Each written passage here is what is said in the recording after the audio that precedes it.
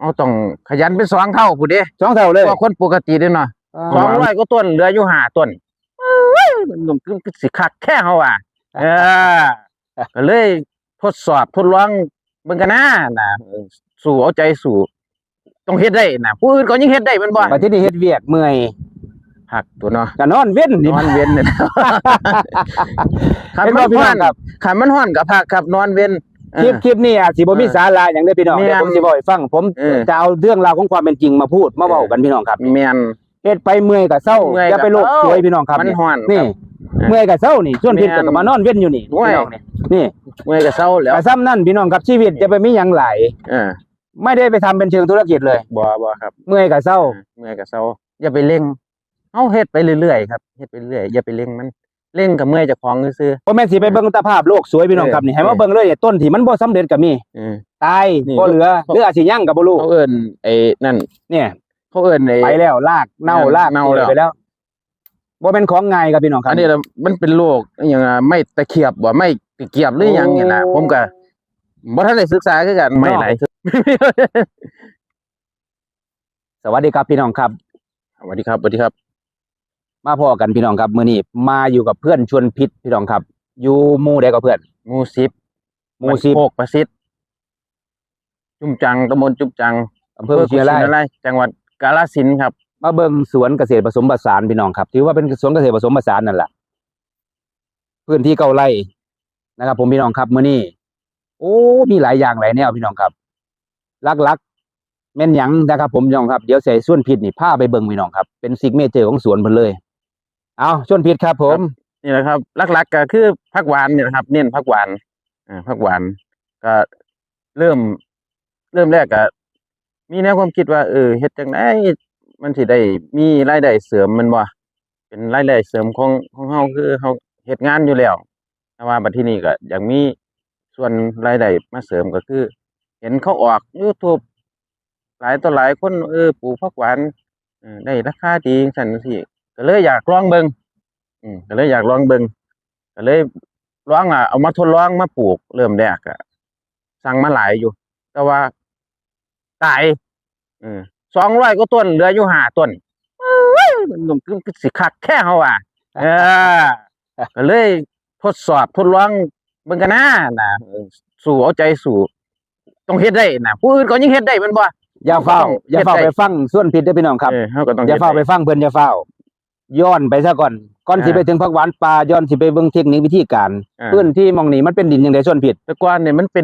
ป็นนาเด้ครับมันเป็นทงนานี่เป็นทงนาเป็นต่ำพร้อมทงนาต่ำน้ำนี่โอ้แถวนี้เฮ็ดนาแต่ก่อนนี่พอหลังมาก็มีแนวความคิดว่าเฮาต้องเฮ็ดสวนผสมผสานไปนำก็เลยต้องได้ถมดินเด้ถมดินแม่นถมดินใส่งบประมาณก็หลายเติมอยู่ประมาณ400-500รถอยู่400-500รถเด้อพี่น้องเด้อถมดินหม่องนี้มันก็เลยถมขึ้นมาก็เลยทดลองว่ามันดินใหม่อยู่มันน่าจะปลูกได้ครับผักหวานก็เลยเอาพันธุ์มันล่ะพันธุ์มันก็ซื้อตามตลาดตามหยังนี่แหละครับมาทดลองเบิ่งครับ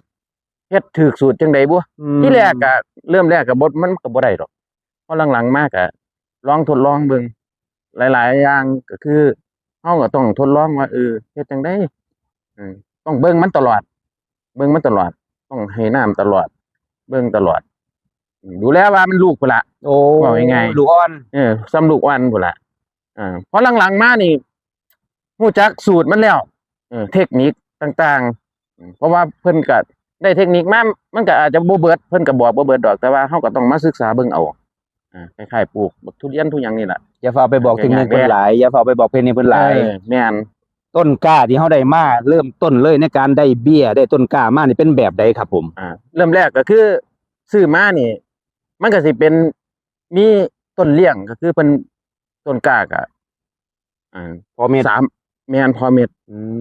3 ถุง100ครับซื้อมา3 ถุง100แม่น3 ถุง100ซื้อน้ำตลาดนี่ล่ะมาก็มาทดลองก็เลยปลูกมันก็ต้องการพี่เลี้ยงว่ายังไงครับผักหวานนี่มันมักพี่เลี้ยงถ้าปลูกแต่มันนี่มันจะเหลืองเลยในสูตรของเฮาบัดที่นี่ในการพืชพี่เลี้ยงนี่คือหยังแน่ครับพี่เลี้ยงก็มีตะครบ ตะครบกับต้นแดงนี่แหละ ต้ คน รับ แดงเอาย่างไป ต้ เบิ่ น ง แดง ไปย่างไปเบิ่งน้ ต้นบักม่วง ำพาพี่พาน้อง เนี่ย เข้าไป ต้น เบิ่ บั ง กม่วงครับ บักม่วงนำ ม่วงพร้อม โอ้ ต้นแดงพร้อม นี่คือการทดลองหลาย มัน หลายอย่างหลายชนิด แม่นมันเป็นห่มมันเป็นห่ม ครับครับ มันอาศัยดูด น้ำพี่เลี้ยง โอ้ อาศัยดูดน้ำพี่เลี้ยงนี่ พืชพี่เลี้ยงมัน แม่น เห็นในจอขนาดนี้ เนี่ย พี่น้องครับ คือ เป็น ต้น ต้นไม้ แด แด ง งพี่น้องครับเนี่ยบัดที่นี่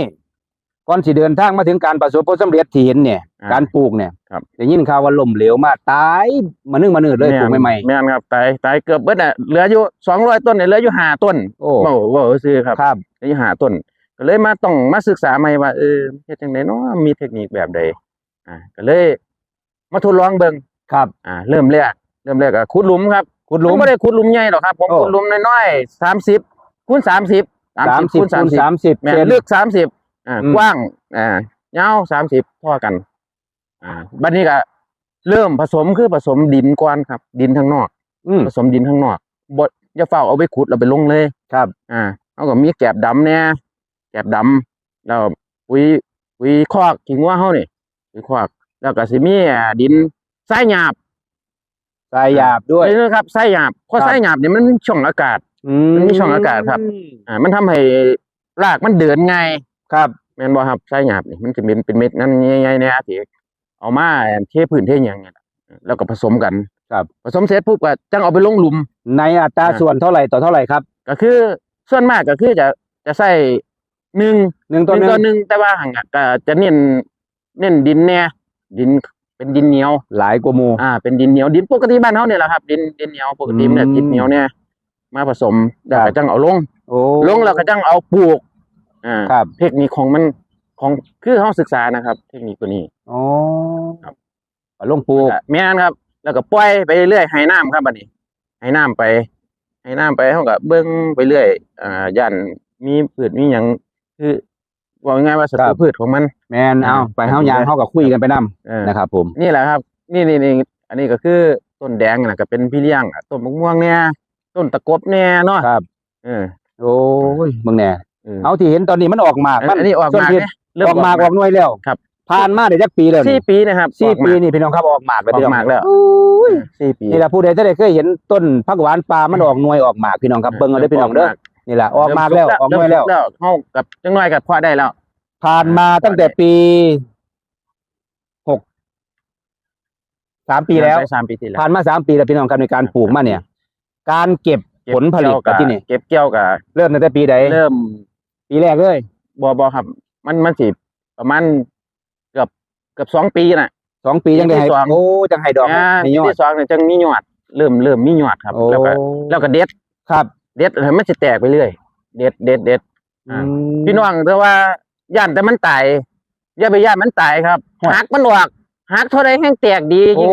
ผักหวานนี่ แม่นยิ่งแดดๆนี่หัก ไหนเอาทดสอบจักกิ่งจักงากันนะ อ่า เอาชวนผิด ดูสิ ทดสอบให้พี่ให้น้องเขาเบิ่งแหน่นี่ นี่สิก็หักที่ หักไปเลย แต่ว่าส่วนมากคันจังซี่น่ะก็คือ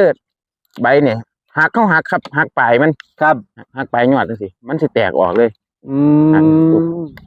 การมา แตก หัก ออกมาย อดหักกิ่งหรือตัดแต่งกิ่งหรือลูก แม่น ไปเนี่ย เริ่มเฮ็ดตั้งแต่ช่วงใดครับผม ประมาณปีหนึง ปีหนึงเริ่มเฮ็ดได้เลย งานเพื่อให้มันแตกครับเพื่อให้มันแตก โอ้ เห็นสิมันก็สิแตกออกน้ำตัวนี้ครับ แตกตาไหม่แต่ยอดไหม่ หักเลย โอ้ แต่ว่า ส่วนมากพี่น้องก็เข้าใจอยู่เข้าใจเลือกเข้าใจถือหรือเขาผิดบ่โมโหแต่เพิ่นบอกว่าให้เอาใบมันออก ผมเข้าใจอยู่ว่าเอาการเอาใบออกมันก็โอเคครับ แต่ว่ามันยอดน้อย มันบ่คือเฮาเด็ดแบบนี้เด้ เด็ดไปเลย แม่นแต่เด็ดปลายนี่ยอดแตก ยอดสีใหญ่ ยอดใหญ่ สีเหลือง แม่นสิยอดใหญ่เหลืองงามแต่ว่าคันเอาใบออกสิมันออกมามันสิน้อย ยอดมันน่ะ มันจะบ่ใหญ่คันเด็ดปลายปุ๊บนี่มันสิแตก นี่คือในสูตรของส่วนผิดประเทศได้อพี่น้องเด้อ แม่นครับ อย่าเฝ้าเชื่อ แม่น ให้เอาไปเฮ็ดซะก่อน ต้องลองเบิ่ง ลองเบิ่งของไปของเบ้าของใครของเรา แล้วผมก็เด็ดแตกแล้วครับ นี่เด็ด โอ้ย ปลายมัน เนี่ย ยอด กำลัง มันจะ ออก แต ย ก อดใหม่ ไงแม่นครับ นี่ครับเห็นชัดเจนเลย อัน ยอดกำลังงามๆไปย่างไปเบิ่งต้นอื่นน้ำแน่ พี่โอ้ใคร โอ้ยบักม่วงก็ได้เนาะ บางม่วงกับคัก ดกคัก ในการ บัดที่นี่ระว่างต้นระว่างร่องเอาชวนผิดครับผม อันนี้ก็ ทางเฮา เอา จัด สิครับ สรรบริหารจัดการพื้น ความ ที่จัง ห่าง ได ของมันนี่ มันก็ประมาณ2 เมตร2 เมตรครึ่ง2 เมตรครึ่ง 2 เมตรครึ่ง ครับ2 เมตรครึ่งได้อยู่ อืม หรือว่า2 เมตรก็ได้ คือจะเฮ็ดปลูกเป็นหัวก็ได้ว่ายังไง โอ้ ปลูกเฮ็ดเป็นหัวเลยก็ได้ ครับครับ นี่แหละเฮ็ดเฮาหักตัวใดมันก็แห้งแตก นี่ เห็นบ่ครับ พี่น้องเด้อนี่บางแดงแตกยอด หักตัวใดแห้งแตก แห้งหางแห้งแตก อืม โอ้ หักยอดเลยหักยอดออกถ้ามัน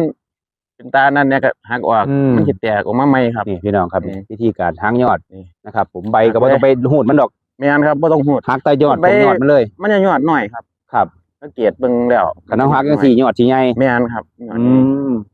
ยอดใหญ่หักไกล นี่คือเรื่องเล่าวของผักหวานป่าพี่น้องครับ อืม แต่ว่าในสวนนี่พื้นที่เก่าไร่พี่น้องครับ ยังมีหยังหลายอย่างหลายแนวพี่น้องครับนี่เบิ่งยกตัวอย่างบักม่วง เออ โอ้สายพันธุ์หยังนี่จนผิด บักเขียวเนี่ยครับ เขียวใหญ่ ครับเขียว อ้า ใหญ่ วโทษพี่น้องเบิ่งหน่วยมันเด้อสมซื่อมันเขียวใหญ่พี่น้องครับนี่เป็นต้นเสียบยอดคือทาบกิ่งมา ไอ้นี่เป็นถาดจริงครับ โอ้ต้นทาบกิ่งมา อืม ระยะเวลาการปลูกมานี่ประมาณเท่ากัน เท่ากันครับ ผักหวานป่า พร้อมผักหวานครับ โอ้ อันนี้กับมีปลูกม่อน มันเบอรี่ด้วย มันเบอรี่ เนาะ พร้อม เบิ่งแหน่พี่น้องนี่ ไว้ ขนาด กิน ต้นน้อยๆบางแหน่มันออกหมากมันพี่น้องครับเนี่ย โคตรโพบักโง่บักแตงพี่น้องครับเนี่ย เอ โค อ ตรโพบักโม่บัก เอ้ย บักผักหวานป่า มันอยากออก นี่มันบ่งบอกถึงการเจริญเติบโตเนาะ แม่น โอ้บัดทีนี้เทื่อพี่น้องเขาอยากฮู้ครับส่วนผิดครับ ครับ เทื่อเขาอยากฮู้ว่าหมากมันเนี่ยเอาไปเฮ็ดจังได๋แหน่ อ๋อ มันมีอันหยังจังได๋แหน่ หมากมันก็ต้องหาที่มันแบบว่าแก่เต็มที่ ครับ นี่คือจังซี่ครับ คือมันแก่เต็มที่เฮากดเบิ่งก็คือ มันจะเป็นลักษณะคล้ายๆมีน้ำข้างใน โอ้เริ่มสุก นี่นะเริ่มได้แล้วก็คือเริ่มได้แล้ว ครับ คือนี่เฮาเด็ดออกมานี่ อ้อ มันสิบีบเบิ่งสิเป็นลักษณะนี่ครับ แต่ว่า โอ้ เฮาต้องไปลอกตัวนี้ออกก่อน ลอกเนื้อ เนื้อ ข้างนอก ข้างหลัง ออกซะก่อน แม่น โอ้ จังปลูก จังปลูก ถ้าบ่ลอกออกหมดแดงครับ มันหมักมันหวาน โอ้ กินแล้วกัดทั้งในพร้อม เขาต้องไปล้างน้ำไปยี่เอาเปลือก แม่ ข้างนอกออก นเป็นลา พี่น้องเด้อ เอาตัวนี้ออกครับ โอ้ ขัดออก วิธีการ วิธีการ ไปขยายพันธุ์ แม่น ด้วยเมล็ด มันจังสิปลูกได้ โอ้ ถ้าเฮาเอาสิไปเลยนี่ไปเหน็บนี่แล้วก็บ่เปิดครับ เอาละบัดที่นี่พี่น้อง มันหวาน เพื่อพี่น้องเขาอยากหูส่วนผิด ตอนนี้มีการเฮ็ดเมล็ดพันธุ์บ่ มันเลยพัน อยู่ใน บ่ สวนของเฮาตอนนี้ได้เฮ็ดในยัง เดี๋ยวนี้นะเริ่มก็คือเริ่มแล้ว เริ่มเก็บบ้างแล้วก็คือ เดี๋ยวนี้นะลอกไว้แล้ว ครับ ครับลอกไว้แล้ว คือลอกไว้เตรียมที่จะลงก็คือเฮาเอาลอกออกบ่ตัวนี้ ครับ ให้มันหลอนออกก่อน ลอก บาดนี้ ผิวมันออก เฮาก็ถ้าเฮาบ่ทันได้ปลูกเฮาก็ใส่ตู้เย็นไว้ก่อน ครับ อืม อืม ใส่ตู้เย็นเด้ใส่ตู้เย็นไว้ โอ้เก็บได้ความเย็นได้ แม่นครับจัง โอ้ จังเอามาออกมาปลูกก็ได้อ่า ถ้าพี่น้องเฮาหมุดมาเด้อพี่น้องเด้อตรงแม่หมากไม้หมากไหลเพิ่นโอ้ยโพดดกคักบักม่วงมึงแน่ย้อยมึงแน่เนี่ย นี่ นอนอยู่กับดินพี่น้องครับบักม่วง โอ้ยหมองนี่ ปวดโพบักม่วงปวดโพบักม่วงบักม่วง ส่วนผิดก็คือเฮ็ดคักเฮ็ดแหน่แต่ส่วนผิด ขี้งัวล่ะครับ ขี้งัว ในการเลย หลักๆฝุ่นเฮาก็คือขี้งัวเนาะ ขี้งัวนี่ขี้ ปุ๋ย งัว ปุ๋ยคอกเฮานี่ล่ะ อัน พี่น้ นี้ อง ก็ใช่ครับนี่ปุ๋ยขี้งัวนี่ต้องใส่ โเอาใส่จังซี่เลย เพราะว่าบำรุงรักษาหมากมันพร้อม อืม ใส่ปุ๋ย เอาบัดที่นี่ ขี้งัว ปริมาณของการใส่ของเฮาส่วนผิด ใส่ปุ๋ยมันบ่ ใส่หลายปานใดครับจังขี้งัวเฮาสิเอา มันก็สิมันบ่หลายก็คือประมาณอ่าคู่ถัง คู่ถังหนึง คู่ถัง ระยะเวลาการให้ล่ะบัดที่นี่ ตัวนี้นะมันจะประมาณ ประมาณการเนาะ ประมาณ2 ถึง 3 เดือน 2 ถึง 3 เดือนให้จังซี่ แม่น คู่ถังหนึ่ง แม่นให้คู่ถังหนึง โอ้โอเคเนาะ ตลอด ตามนั่นเลยการให้ แม่น ประมาณ1เดือนต่อครั้ง แม่น นี่บักม่วงสายพันธุ์หยังเนาะนี่แก้วขมิ้น อันนี้ บ่โอ้ยบ่แม่นเว้ยน้ำดอกไม้ น้ำดอกไม้แม่น น้ำดอกไม้สีทองพี่น้องครับโอ้โหบักม่วง นั่นมันมีได้บาทไปมันมีอัน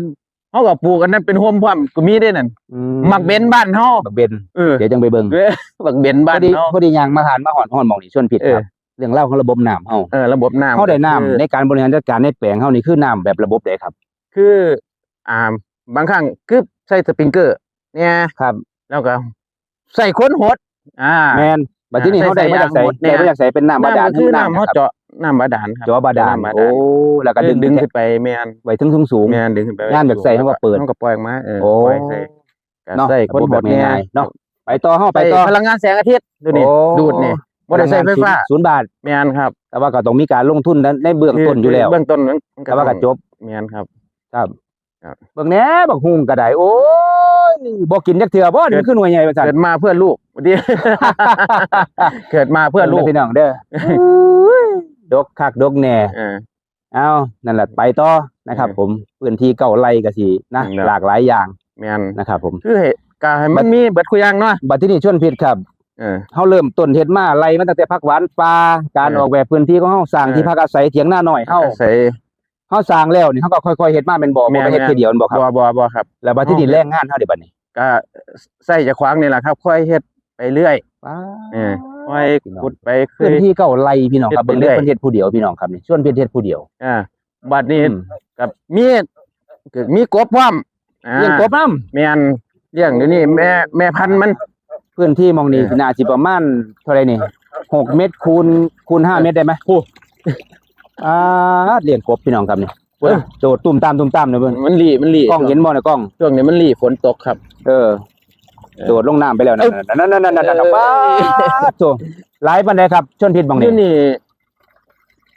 นี่บ่พื้นที่นี่บ่ บ่พื้นที่อันที่เลี้ยงกบเฮานี่ เลี้ยงกบนี่ น่าสิว่า6คูณ5เนาะ 6คูณ5อยู่ บัดทีนี้การเลี้ยงของเฮานี่เลี้ยงมาโดนยัง โอ้เลี้ยง พร้อมกัน เป็นปีเลยเด้ เป็นปี ปี ตอนนี้กบมันหลายตัวบ่ กบก็ประมาณแม่พันธุ์ก็ประมาณ30แม่พันธุ์น่ะ 30กว่าแม่ แม่พันธุ์พอพันธุ์น่ะประมาณ30 เลี้ยงไว้อยู่ไว้กิน หรือว่าพี่น้องเฮาสนใจก็ขาย ก็ขายอยู่เพิ่นก็มาซื้อ ขายพันธุ์เนาะ แม่นก็ ขายตัวน้อยตัวใหญ่เนาะครับพี่น้องครับ แม่น เอาไปต่อนะครับ ผมหลังจากหม่องนี้แล้ว เรื่องราวของระบบการเลี้ยงกบ นี่ก็หน่อไม้ก็ปลูกไว้กล้วยกล้วยนี่หมองนี้คือสำคัญคือปลูกไว้ที่แรกนี่วางแผนไว้สิปลูกบักทุเรียน หม่องใด นี่บักทุเรียนนี่ เอานี่บ่สิ นี่กำลังทดลองบักทุเรียนแต่ว่ามันสิใหญ่บ่นั่นน่ะ รอเบิ่ง เอาเป็นหยังคือเป็นบ้าบ่มาปลูกยกขึ้นเป็นคู่จังสิ เพ เป็น ราะ จั ว่าง ได๋ มันเพิ่นว่าเทคนิคของเพิ่นบอกมานี่มันต้องให้มันสูงๆจังหน่อย มันก็บ่แม่นมักน้ำคักบักทุเรียนน่ะนะ นี่เด้อพี่น้องครับอันน้องใหม่อย่าไปสนใจมาสนใจทุเรียนอยู่นี่มันอยู่กลางพี่ ทดสอบ ส่วนพี่เพิ่นปลูก ท จั ด ง สอบ ซี่ ด้วยนี่ทดสอบ โอ้อันนี้เดี๋ยวจักมื้อจักเว้นแล้ว อันนี้ปีบ่ทันพอปีบ่ทันพอ บ่ทันได้พอปี แม่นทดสอบ เป็นสายพันธุ์หยัง หมอนทองครับ หมอนทองพี่น้องครับยกคู่ขึ้นมาจังซี่เลย ทดสอบ ได้ยินว่าเพิ่นว่าปลูกจังซี่ แม่นว่าให้มันสูงพื้นที่มันสูงเนี่ยมันมักแบบนั้นว่า แต่ ซั่น มีความมั่นใจหลายบ่ได้จะสิได้กินเนี่ย ก็บ่ทันแน่ใจ ตอนนี้บ่ทันแน่ใจ ถือว่าเป็นการ แต่ ทด ว่า ลอง เบิ่งไม่เรื่อยๆเป็นการทดลอง เป็นการติดตามกันไปติดตามกัน การ ไป ติดตามทด ติด ลอง ตามเนาะพี่น้องเนาะ เออ ถือว่าเป็น นี่ การ แหละ มาอัปเดต นี่แล้วกับแนวอยู่แนวกินนี่แหละบักพริกบักกล้วยเนี่ยพี่น้องครับเบิ่งเด้อเบิ่ง บั น้ ก อง พริก บักพริกสายพันธุ์ใดแนวนี่ สายพันธุ์เขาเอิ้นมันเป็นบักพริกกันนี่หยังกว่า บักพริกโพ่นบ้านเฮานี่ พริกเลื่อยบักพริกหยังเงินแม่บักพริก โอ้เบิ่งเอาเด้อพี่น้องเด้อเบิ่งแหน่บ่ พ มี ริก ปัญ เครื ญา เพิ่นเอิ้น บักพริกเครือบ่มีปัญญากินพี่น้องครับเบิ่งแหน่เนี่ย เครือ เน่าแห้ง เน่า ไป ที่มัน สุกส่วนเพียนเพิ่นกินบ่ทัน เมื่อยเก็บเนี่ยจะเก็บเนี่ยมันหลายเนาะหุ่นปลูกไว้ใส่กอกล้วยไว้ โอ้ อืม ให้มันอยู่นํกันนี่ ใน ล่ะ ในตัวแม่นเอาก็ได้หลายๆอย่างมันว่าปลูกกล้วยได้พร้อมแล้วก็ได้กินกล้วยพร้อมแล้วก็ รดน้ำกับฮดเทื่อเดียว แม่น คนเฮาคือ ก็ขึ้นมา คนผิดคนเฮาคือคิดยากเนาะ ว่านี่แล้ว ต้องไปปลูกอันนั้นอันนี้ ใส่น้ำกันแล้วเนาะ เอาใส่ในหลุมเดียวกันมันก็คือง่ายบางเนี่ยมันก็ใหญ่คือกัน เออ บางเนี่ยอยากใส่ฝุ่นก็ใส่จังซี่ไปเนาะ แล้วใส่พูดแล้ว บางเนี่ยใส่ฝุ่นก็โยนใส่จังซั่นโลด แม่น ให้มันหากินเอาเอง แต่ว่า บ่คือเทศพี่น้องครับนี่ แต่ว่า ไปอยู่จังซี่ ทิมไปเลย โอ้ แต่ว่าเฮาก็เอาหญ้าเอาหยังมาปลูก กัน ให้มันแห้งบ่ให้มันแห้งนะ คุ้มโค่นไว้เพื่อป้องกันการระเหยหายของน้ำ แม่ เนาะ นคุ้ม นี่ก็ ไว้ เป็นทุเรียนอีกต้นหนึงเด้อพี่น้อง ทุเรียนครับทดสอบมันเริ่มแล้วจักเป็นจังได๋เดี๋ยวนี้ เอาไปติดตามกันเด้อพี่น้องเด้อนี่ พวกบอกใบไม้ผมบอกใบไม้ ทดสอบ บัดที่นี่เฮาก็ไป พูด พุ่น บ่ ต่อ ไป ไปพี่น้อง ไป ไป พุ่นเด้อ ติดตามกันไปยาวเด้อพี่น้องเด้อคลิป พี่ นี่ น้อง พื้นที่เก่าไร่นี่เพิ่นเฮ็ดไปเป็น มา ตะเบิงพี่น้องครับนี่แทบจะการใช้พื้นที่นี่แทบจะมีประสิทธิภาพสูงสุดจริงๆเนาะ แม่น แทบสิบ่มีหม่องว่างเลยของอยู่ของกินทั้งนั้นเลยหลักๆ ไม่ว่า เลย ได้กินเบิดได้นี่พูดอย่างละหน่อยอย่างละหน่อย มาเบิ่งตัวอย่างที่ เออ ให้พี่น้องเฮาได้มาเห็นความบ่สำเร็จนํ นี่ความบ่สำเร็จ มาเบิ่งนี่พี่น้องครับนี่เขามาเบิ่งใกล้ๆกล้อง บักทุเรียนนี่ นี่บ่แม่นสิไปเบิ่งแตาภาพโลกสวยพี่น้องครับนี่ให้มาเบิ่งเลยต้นที่มันบ่สำเร็จก็มี ตาย นี่ บ่เหลือหรืออาจสิยังก็บ่รู้ เขาเอิ้นไอ้นั่น เนี่ย เขาเอิ้นไอ้ ไปแล้วลากเน่าลาก เน่าแล้ว ไปแล้วบ่เป็นของง่ายครับพี่น้องครับ อันนี้มันเป็นโรคอหย่างไม่ตะเขียบบ่ไม่ตะเกียบหรือหยังนี่ล่ะผมก็บ่ทันได้ศึกษาคือกัน เนาะ จะทดลองเบิ่ง ถื คือ อกั ว่าน เป็นของทดลองใหญ่พี่น้ แม่ อง น ครับ เป็นการทดลอง นี่แหละทุเรียนบ่เป็นของง่ายพี่น้องครับ ใหญ่ เพราะฉะ เล นั้น ย ก็ ถือว่าเป็นห้องทดลองที่น่าสำคัญมากน่าติดตามนะครับผมพี่น้องครับ ถูกต้องถูกต้อง ไปพื้นที่ทั้งหน้าต่อไป พื้นที่ทั้งหน้าครับนี่ พื้นที่ทั้งหน้านี่เขาเป็นเฮ็ดเป็นอย่างไรแน่ครับ ตัวนี้ ค ก็ รับ คือขุดคลองใส่ไก่ครับ ขุดคลองไส้ไก่ คลองใส่ไก่ ขุดแบบไหนเอา บ้านนี่คือขุดคลองใส่ไก่นี่ก็ปูด้วยผ้าครับผ้าดำผ้า เป็นหยัง ผ้าด เขาต้องปูด้วยผ้าเอา ำเพราะว่าหยังเพื่อบ่ให้น้ำมันซึมไปน้ำมันมีอยู่ตลอดครับ โอ้ มันมี น้ำมันก็สิมีอยู่ตลอด ความลึกเท่าไหร่ครับชนพีครับ เรื่องนี่80ครับ 80 เซน ความกว้างประมาณ 120 เมตรกว่า เมตร20พี่น้องครับ เมตร20แต่อันนี้ ความสำคัญของเพิ่นที่เพิ่นปูพยางพี่น้องครับ ก็คือว่าบ่ให้น้ำมันซึมหนีหาย ครับ บ่ให้มันหายไปเลยเพราะว่าเนี่ยพื้นที่ส่วนใหญ่สิเป็นดินทรายเนาะส่วนผิดเนาะ แม่นในเฮาก็ปล่อยปลา ก็เลยปูด้วยพยาง แม่นปล่อยปลา ระยะเวลาพื้นที่ตรงเนี้ยที่ใช้ทำคลองไส้ไก่เนี่ยหลายปานใดครั ใกล้ๆนี่ประมาณ22เมตร บ22 เมตร จากนี้ไปหุ่น22ทั้งนั้นก็ โอ้ 22ไปทาง ครั ก็ บ 11ทั้งกว้างน่ะ อืม 11กระปูผ่าเบิด ปูผ่ามา ครับแม่นปูผ่า ในนี่ก็เลี้ยงปลา นี่เลี้ยงปลาครับ บริหารราชการเลี้ยงปลา แม่นเลี้ยงปลานินแน่ ข้างๆ ปลา คลอง ใน ใส่ แน่ ไก่ ปลาตะเพียนเนี่ย ครับ ครับ ข้างๆของไส้ไก่ได้ปะเนี่ย ข้างของใส่ไก่ก็มีบักพริกแน่ปลูกกล้วยเพื่อหยังเพื่อให้มันเป็นห่มครับเดี๋ยวอีกหน่อยมันใหญ่มันก็สิเป็นห่ม ครับ ห่มแล้วเฮาก็ปลูกบักเขือเนี่ย โอ้ พริกบักเขืออักหอมปลูกเลยน้ำขัง โอ้ยเบิ่งเด้อพี่น้องเด้อ พันธุ์ต่างๆบักพริกนะ ก ค ล้อ รับ งนำมาทั้งพี่กล้องนั่น เบิ่งบักพริก มาเบิ่งบักพริกดิพี่น้องนี่โอ้ยกระสะอ่อนคัก เออ โพดโพบักโม่บักพริกพี่น้องครับ เออ เบิ่งเอาเด้อก็ใส่ฝุ่นธรรมดาดีละ แม่นใส่ธรรมดานี่แหละคือ ใส่ ขิง เงา ว่าครับ กล้วย ขิงว่าใส่เงากล้วยพร้อม เส้นเงากล้วยเลย ใส่เงากล้วยมันเย็นครับ โอ้ มันก็เย็น สร้างความชุ่มชื่น แม่น บัดทีนี้เฮ็ดเวียกเมื่อย ผักตัวเนาะ ก็นอนเว้น น นี่ อนเว้นเนี่ยขัน เป็น มั บ่ น พี่ ฮ้ น้ อ อน งครับ ขันมันฮ้อนกับผักครับนอนเว้น คลิปนี้อาจสิบ่มีสาระหยังเด้อพี่น้อง แม่น เดี๋ยวผมสิบอกให้ฟังผม เออ จะเอาเรื่องราวของความเป็นจริงมาพูดมาเว้ากันพี่น้องครับ แม่น เฮ็ดไปเมื่อยก็เศร้า เมื่อย อย่าไปโลก ก็เศร้า สวยพี่น้องครับ มันฮ้อน นี่ ครับ เมื่อยก็เศร้านี่ส่วนผิด แม่น ก็มานอนเว้นอยู่นี่ โอ้ย พี่น้องนี่ เมื่อยก็เศร้าแล้ว ก็ซ้ำนั่นพี่น้องครับชีวิตจะไปมีหยังหลาย เออ ไม่ได้ไปทำเป็นเชิงธุรกิจเลย บ่ครับ เมื่อยก็เศร้า เมื่อยก็เศร้าอย่าไปเร่งเฮาเฮ็ดไปเรื่อยๆครับเฮ็ดไปเรื่อยอย่าไปเร่งมันเร่งกับเมื่อยเจ้าของซื่อๆ เขาก็เฮ็ดไปใจเย็นๆเฮ็ดไปเรื่อยปลูกไปเรื่อยครับให้มันมีเกือบเบิดทุกอย่างให้มันได้กินเบิดทุกอย่าง ตอนนี้ข่อยเห็นความสำเร็จของเจ้าแล้วชวนผิดข่อยเห็นความสำเร็จของเจ้ามาหลายเติบแล้วบัดทีนี้สิเว้าอันหนึงให้ฟังพี่น้องครับ เบิ่งบักบวบแน่นี่ เออ บ้วน บ่สิเว้าอันหนึงให้ฟังให้พี่น้อง เอา เอาฟังซะก่อน เอา ความสำเร็จของเจ้าข่อยเห็นแล้วเจ้าปลูกเก่ง มีผลผลิตออกเยอะแยะมากมายหยังฮู้บ่ ยาม ตอนนี้เจ้ายังเห็นงามประจำอยู่แม่นบ่ เฮ็ดอยู่ครับเฮ็ดอยู่ พี่น้องครับบ่เป็นของง่ายทำงานประจำอยู่ แต่ว่าสามารถทำได้ขนาดนี้พี่น้องครับ มีเวลาก็ คำว่าพัฒนาการ อ่า การอยู่ในกรอบในระเบียบ ไม่ว่าคุณจะอยู่ในอาชีพใดก็แล้วแต่ เห็นบ่พี่น้องครับ แม่น มันเป็นข้ออ้างทั้งหมด แม่นครับ ขอให้เจ้ามาลงมือเฮ็ดพี่น้องครับ อยู่ที่ใจ แม่นบ่ชวนผิด อยู่ที่ใจเฮาเฮ็ดครับ สู้ใจสู้นะอยู่ที่ใจเฮาเนาะก็คือใจเฮาต้องสู้เด้เฮ็ดไปเฮาต้องขยันเป็น2เท่าพู้นเด้ สองเท่าเลย กว่าคนปกติเด้เนาะเพราะว่าเฮาเฮ็ดหลาย อาศัยมือเดี๋ยวมาเฮ็ดเสาร์อาทิตย์ ก็มื้อใดเวลามีเวลาพักปุ๊บก็เฮ็ดทีละหน่อยแวบว่าแต่ว่าไงว่าแต่ว่างเนี่ยแป๊บก็ต้องนั่นน่ะนะ มาอยู่สวนเลย มาเข้าสวนเฮ็ดสวนเฮ็ดหยังครับ เห็นบ่พี่น้องครับอย่าไปเอาข้ออ้างหมู่นั้นมา เนาะ เอ้าพี่ เบิ่งแน่บักบวบก็ได้โอ้ยอันนี้เป็นบักบวบสายพันธุ์บ้านเฮาเนาะ บวบเหย้าปกติบักบวบ โอ้ ธรรมดาครับนี่บ่แม่นบักบวบหอม การปลูกเฮาก็ปลูกใส่ถุงการปลูกใส่ถุงครับจนผิด ถุ ของ ครับ ค มันดูแลง่ายเด้ โอ้ประโยชน์ของมันคือว่าดูแล วั ง่าย ชพืชอหยังต่างๆเฮาก็ดึงถอนออก โอ้ แล้วก็ ควบคุมง่าย ควบคุมง่ายใส่ปุ๋ยใส่หยัง ปาดโอ้ปลูกใส่ถุงเลย แม่น มันสิง่ายกว่า แม่นควบคุมง่าย ให้ปุ๋ยให้หยังก็ดี ถือครับถือให้ปุ๋ย โอ้ มันก็บ่หนีไปไส ครับ อิงว่าขี้หยังใส่ก็ เบิ่งเด้อพี่น้อง มันก็ เด้อ มีคือกะว่าจะปลูกใส่เบิดทุกอย่างนะบักกอกพอกเขาวโพดก็ได้กินจังซี่นะอันนี้ คือ บัก ว่าง่ายๆเน้นของกินของเฮา แม่นอันนี้บักนั่นนี่ เกระเทศ บักเขือเทศที่กิน หน่วยสุก กินด้วยสุกมันแม่บักเขือเทศ เฮาก็เอามาโยนที่นี่ จิ้มเกลือไหมจิ้มเกลือไหม เออ พันนี่หยังอ่ะจิ้มเกลือ โอ้ที่จิ้มเหยื่อได้ จิ้มเกลือกินจิ้มเกลือนี่ เฮาเอาหน่วยสุกมันบอกเฮ้อเอาเว็ด เอา มา เอา บาง เม็ดมันครับเม็ดมันเลยเมื่อวาน เมื่อวานทิ่มไว้ แม่นถิ่มไว้ เป็นต้นกล้าเดี๋ยวจะปลูก แม่น ไปปลูกตัวฤดูกาลต่อไป ถิ่มไว้แม่น พี่น้องครับ งำหมุดเขาก็ปลูก เห็นว่าอันดอกไม้เนี่ยเขาต้องปลูกไว้ครับ เพื่อ ปลูกล่อแมลงบ่ให้แมลงมากัดอ่ะนะ โอ้บ่ให้มากินพืชผักผลไม้เฮา แม่น โดยเฉพาะดอกดาวเรือง แม่น เป็นการล่อแมลงไล่แมลงนำ แม่น โอ้ ไหว้พระก็ได้เนาะ ครับแม่น วันพระวันโกน แม่น เอาบัดที่นี่มาเบิ่งบักม่วงบักฮุงอีหยังสามารถเตี้ยบ่ต่อจังซั่น โอ้บักฮุงพันเตี้ยได้นี่ ห้วย พันยังกว่าไอ้ขอนแก่นแม่อีหยัง โอ้ โมเดลแม่ ไอ้เตี้ยขอนแก่นคือหยังนี่บ่ชื่อเพิ่น นั่นน่ะเตี้ยขอนแก่น คันผมเว้าชื่อผิดก็ขอโทษขออภัยเด้อพี่น้องเด้อ เฮาก็บ่ได้ศึกษา แม่น บ่ล่ะเห็นมันนั่นคือก็เอามาลวดนะ เตี้ยขอนแก่นคือเตี้ยชุมแพ แต่ นี่ล่ะ ชุมแพนี่ล่ะ นี่แหละพี่น้องครับนี่เบิ่งเอาเด้อย่ามมันออกหน่วยมันสิบ่หะอยู่กับดินพุ่นบ่ จังมา เออ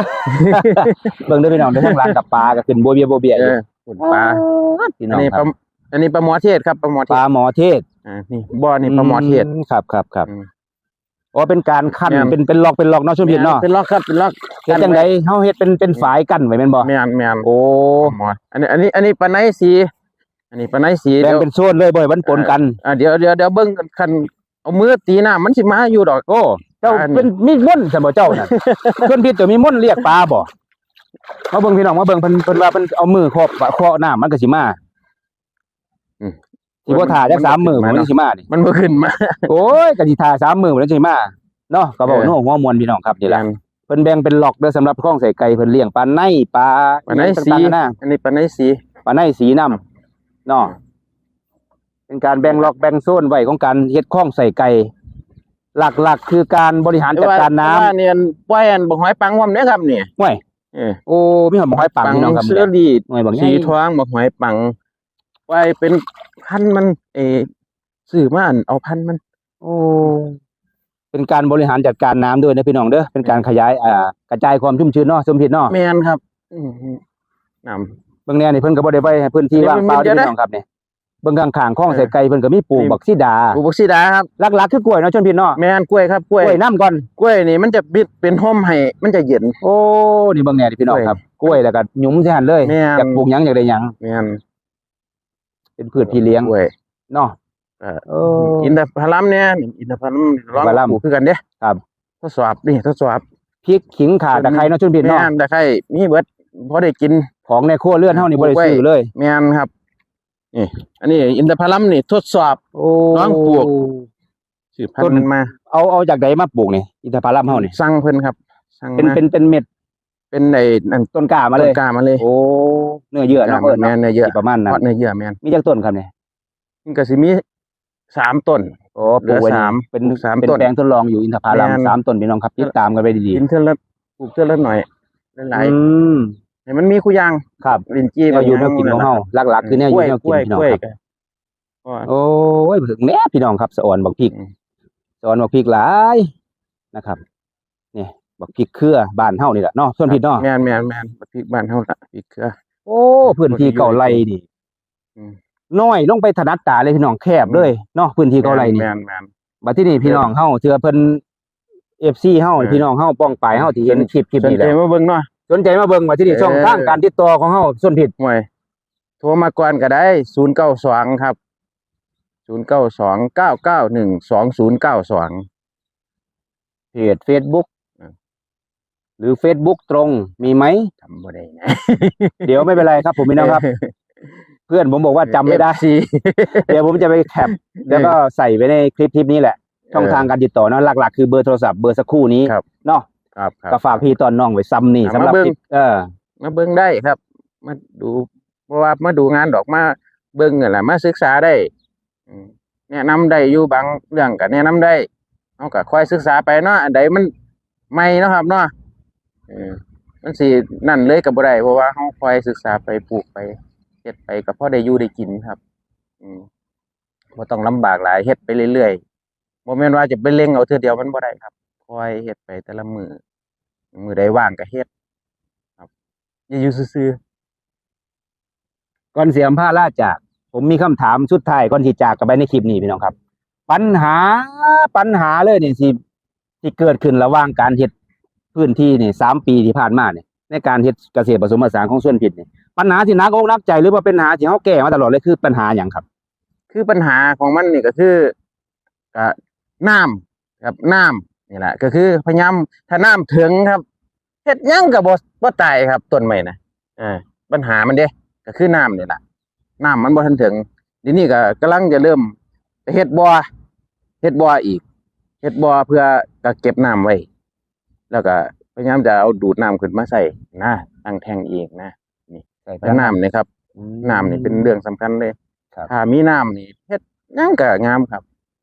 สำคัญ สรุปแล้วปัญหาหนักอกของชน แม่น ก็คือการน้ำ น้ำค เก รับ ษตรกร ระบบน้ำ เกษตรคือต้องการน้ำ แม่นระบบน้ำ เป็นอันดับต้นๆเลยเนาะ ถูกต้องครับ ขอบคุณ มีระบบน้ำสบาย ครับ ครับ ขอบคุณ เฮ็ด สำห ไป รับส่วนผิดนะครับ ผมในการแชร์ประสบการณ์พี่น้องครับ อ่า โดยตรงเลยในการลงมือเฮ็ดได้พี่น้องครับ อันที่มาเว้ามาที่ภาพมาเบิ่งเนี่ยตลอดทั้งคลิปเนี่ยเป็นเรื่องเล่าของประสบการณ์ตรงอีหลีพี่น้องครับ ครับ เป็นการล่องผิดล่องถูกเป็นของตัวล่องใหญ่พี่น้องครับ เอาไว้ติดตามกันในคลิปหน้า โอเค นะครับ ผมเมื่อมีโอกาส ครับ ก็สิมาอัปเดตเรื่อยๆเนาะ ครับผม ขอจงมีความสุขและสวัสดีครับเพื่อนสวัสดีครับผมสวัสดีครับพี่น้องครับ ท่าน พอกันคลิปหน้าพี่น้องครับ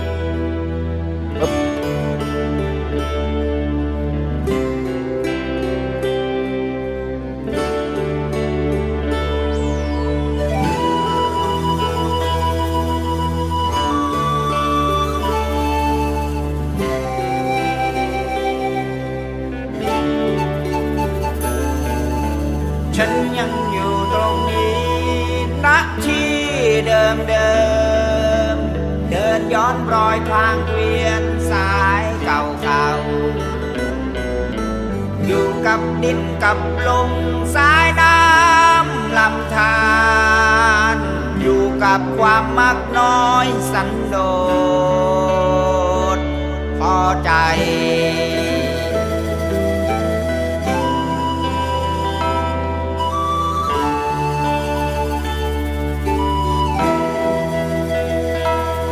เรียนรู้สัจจะชีวิต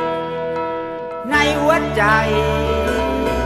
ศึกษาสุขทุกข์เวียนว่ายอนิจจา ดวงแดดเท่านั้น ฉันเสาะหา ไม่มองดารานับร้อยพัน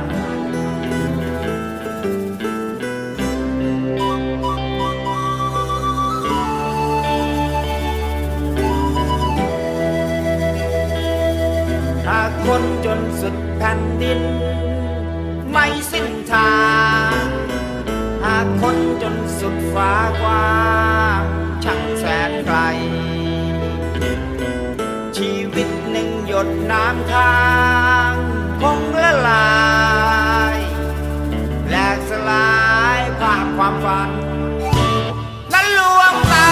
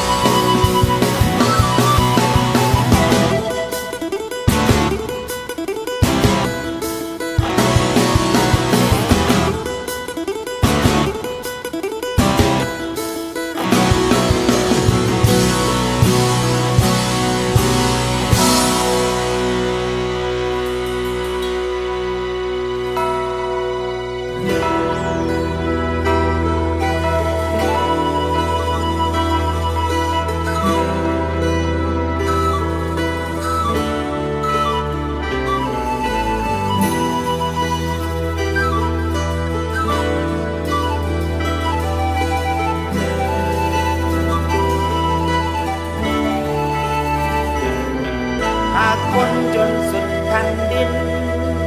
ไม่สิ้นทางหากคนจนสุดฟ้ากว้างช่างแสนไกลชีวิตหนึ่งหยดน้ำค้างคงละลายแหลกสลายภาพความฝัน